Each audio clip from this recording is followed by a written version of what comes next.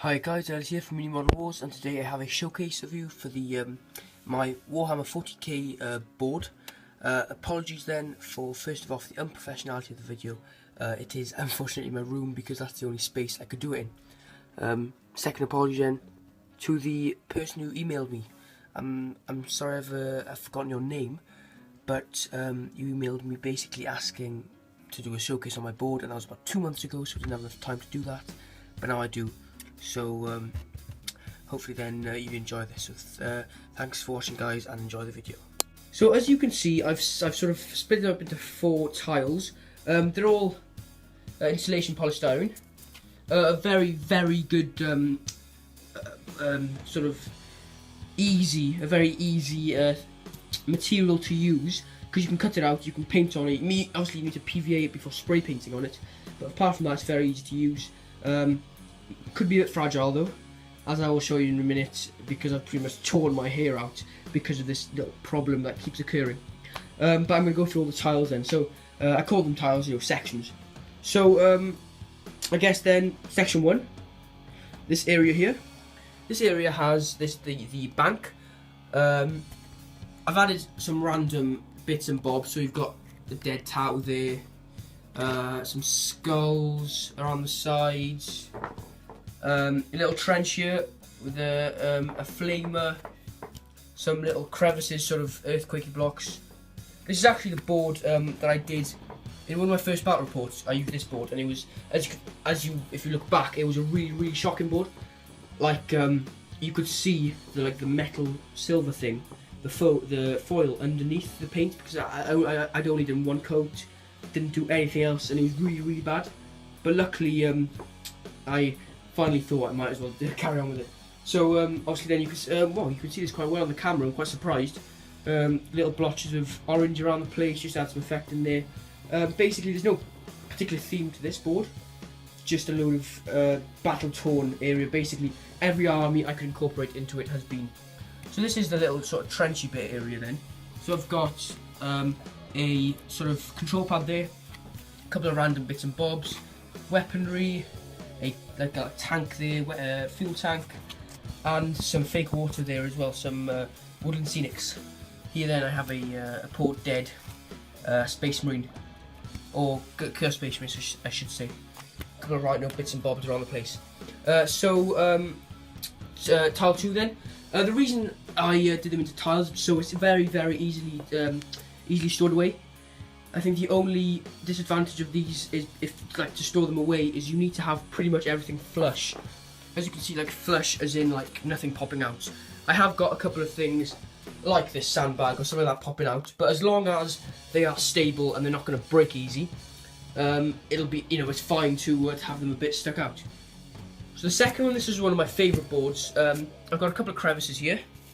In this one, I have a sort of sunken Demon Prince, and a Chaos Space Marine or a Space Marine in there.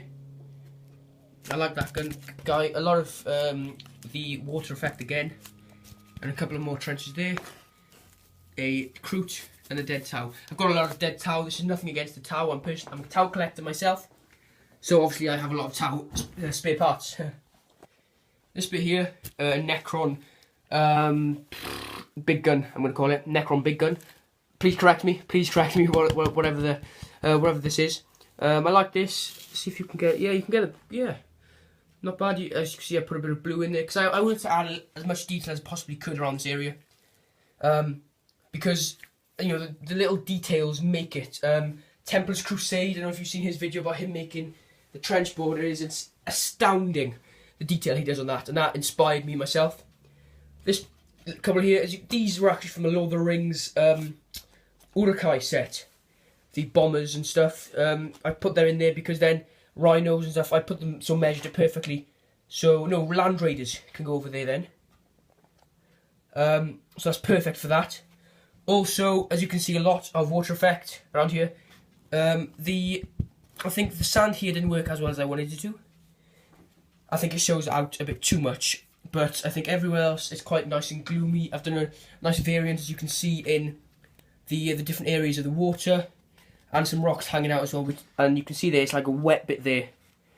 and then top dry. I tried to add as much as that effect as I could. Here then, dead Tau, dead Chaos Space Marine, as per usual.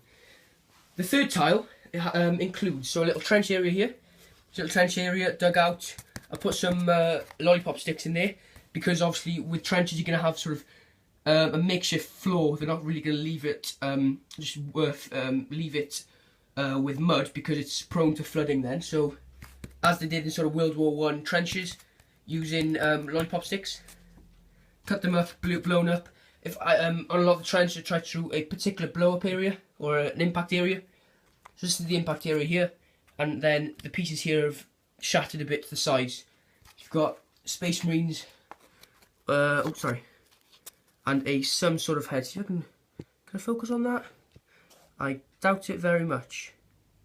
Hey, not bad. Anyway, here then I have one of my favourite parts, a Dakar jet. Obviously, it's not the real Dakar jet; it's an Airfix kit. But I wanted to do some sort of plane crash, and I thought that this would be perfect. So I've got a couple of oak bits around, and then random bits like this is Airfix, loads of random bits like that. Obviously, it's just gone straight into the floor. Flames and stuff like that to incorporate the Evil Sun's sort of paint scheme in there. Again, to add some colour, because as you can see in the board, it hasn't really focused, but in the board there isn't too much colour, and that really stands out.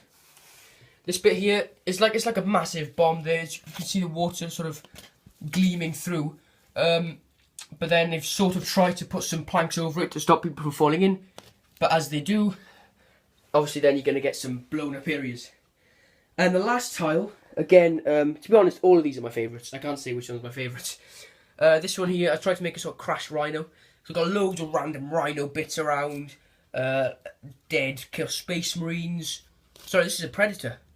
Because I've got the gun there, so I've got loads of random stuff, doors, the hatch, the hatch there.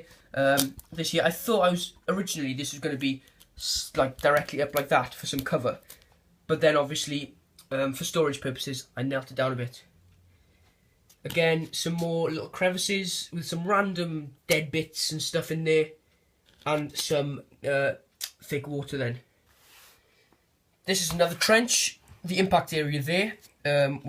I think this impact area worked a bit better because you could see the shatter a bit better there. Blown up there, and this is one of my. To be honest, I regret putting this in because this is one of my favourite pieces. This is a Space Marine. I think it's a Terminator shield. You have to correct me on that. I'm not 100% sure. I got it at a car boot sale. I just bought it, and it's a metal piece, and I've had it since I was 5. But I think it was time for it to go on. Again, this is one of my favourite pieces. A Mauler Fiend, because I bought the Forge Fiend kit, built it with the Forge Fiend, so I had loads of Mauler Fiend spare parts. So you can sort of see it trying to get out. Oh, so yeah, it's basically just sunk in. And then the last thing then is another little trench like that there, with some water effect obviously. So there we go. I do often add some other little things like obviously I add terrain, like terrain you can move around, because I don't think that's enough cover at all, is it really? But it's a good basis for a easily stored, well used board. And I'll show you in a second why this is bad. As you can see, as I was putting this down, you can see that, can't you? It just snapped right through the middle there. So I need to fix that as soon as possible before I forget about it and then never do it again. So obviously this took me a lot of time. I think about 8 hours altogether, but it was so much fun. Because at the start I was like, you know what, I'm going to do this over a period of about 2 months, just like one bit at a time. But I was so addicted to it, I'd get home, work a bit on it, then think, oh no, I haven't got the resources. Instead of waiting for the next day or the next weekend to get resources, I go straight out, buy another pot of sand, whatever. I was quite lucky actually, I had sand with me anyway. Like, yeah, you can use any sand, any type of sand, that's what I did. But anyway, thanks very much for watching. Please remember to like, subscribe and comment. And remember guys, battle on.